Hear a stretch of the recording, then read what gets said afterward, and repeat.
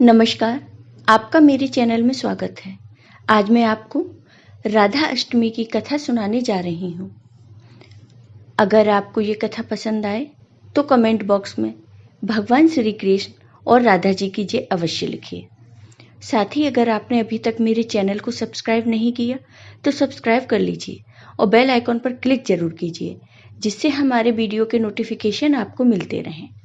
हिंदू धर्म में राधा अष्टमी व्रत का विशेष महत्व है। इसके बिना जन्माष्टमी व्रत पूर्ण नहीं माना जाता। हिंदू शास्त्र में राधा का नाम हमेशा कृष्ण के साथ ही लिया गया है। राधा भगवान श्री कृष्ण के बिना अधूरी मानी जाती हैं। राधा अष्टमी व्रत में भगवान श्री कृष्ण की पूजा करना भी बेहद अनिवार्य है। यह पर्व जन्माष्टमी की तरह ही मनाई जाती है। हर साल यह जन्माष्टमी के 15 दिन के बाद मनाया जाता है। हिंदू पंचांग के अनुसार यह पर्व भाद्रपद मास के शुक्ल पक्ष की अष्टमी तिथि को मनाई जाती है। मान्यताओं के अनुसार जो व्यक्ति इस व्रत को श्रद्धा के साथ रखता है, उसके ऊपर भगवान श्री कृष्ण का आशीर्वाद सदा बना रहता है। यदि आप भी इस व्रत को करना चाहते हैं या अपने घर में माँ लक्ष्मी का वास सदैव बनाए रखना चाहते हैं, तो इस व्रत को जरूर करें। व्रत रखने वाले राधा अष्टमी की व्रत कथा जरूर पढ़ें।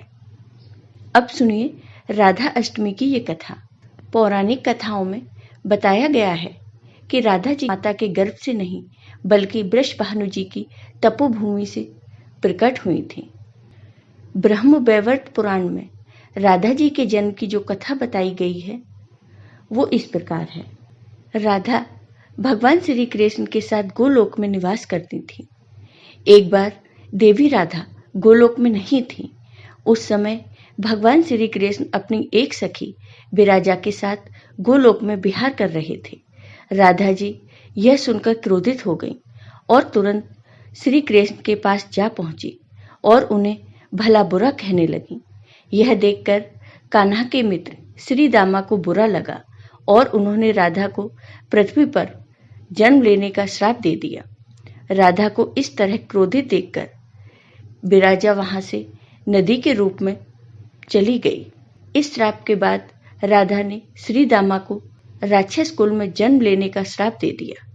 देवी राधा के श्राप के कारण ही श्री दामा ने शंखचूड़ राक्षस के रूप में जन्म लिया। वही राक्षस जो भगवान विष्णु का अन्य भक्त बना और देवी राधा ने वृषभानु जी की पुत्री के रूप में पृथ्वी पर जन्म लिया। लेकिन राधा वृषभानु जी की पत्नी देवी कीर्ति के गर्भ से नहीं जन्मी।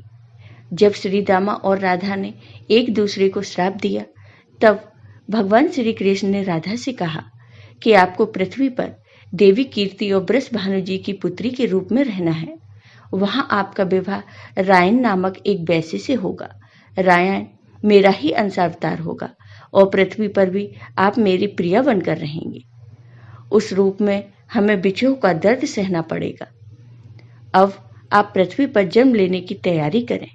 सांसारिक दृष्टि में देवी कीर्ति गर्भवती हुई और उन्हें प्रसव भी हुआ, लेकिन देवी कीर्ति के गर्भ में योग माया की प्रेरणा से वायु का प्रवेश हुआ और उन्होंने वायु को ही जन्म दिया।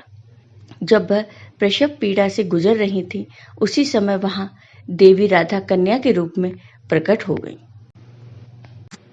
राधा अष्टमी की पूजा विधि। राधा अष्टमी के दिन प्रातःकाल जल्दी उठ के स्नान आदि करें। इसके बाद मंडप के नीचे मंडल बनाकर उसके मध्य भाग में मिट्टी या तांबे का कलश स्थापित करें।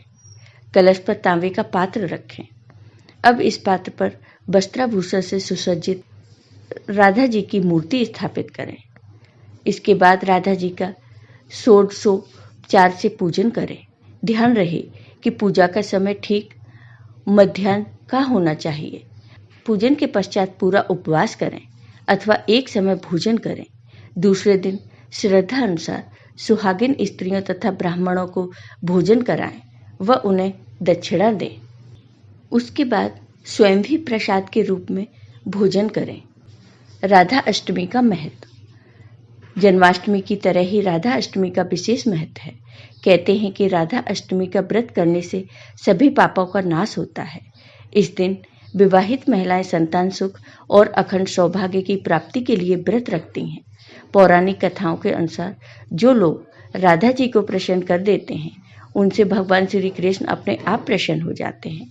कहा जाता है कि व्रत करने से घर में माँ लक्ष्मी आती हैं और मनोकामनाएं पूरी होती हैं। राधा नाम संसार के सभी दुखों को हरने वाला है। मान्यता के अनुसार इस व्रत को करने से धन की कमी नहीं होती और घर में बरकत बनी रहती है। आपको ये वीडियो पसंद आया हो तो कमेंट बॉक्स में कमेंट करके ज़रूर बताइए। साथ ही मेरे वीडियो को ज़्यादा से ज़्यादा शेयर करिए। धन्यवाद।